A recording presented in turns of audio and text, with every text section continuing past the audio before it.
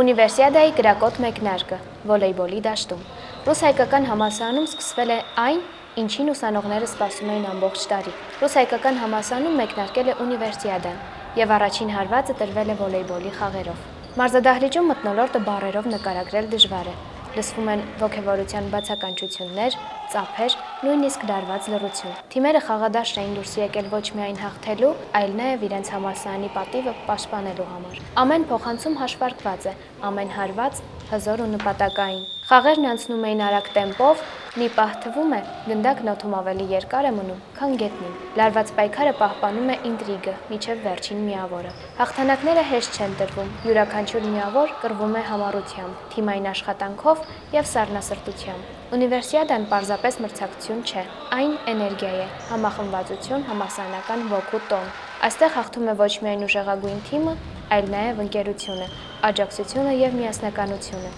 Եվ սա դեռ սկիզբն է։ Ունիվերսիադան շարունակվում է, իսկ առաջիկա օրերին սպասվում են նոր թեժ հանդիպումներ,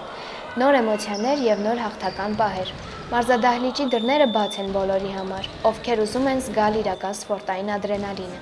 Ունիվերսիադան սկսվել է, եւ թափը միայն աճում է։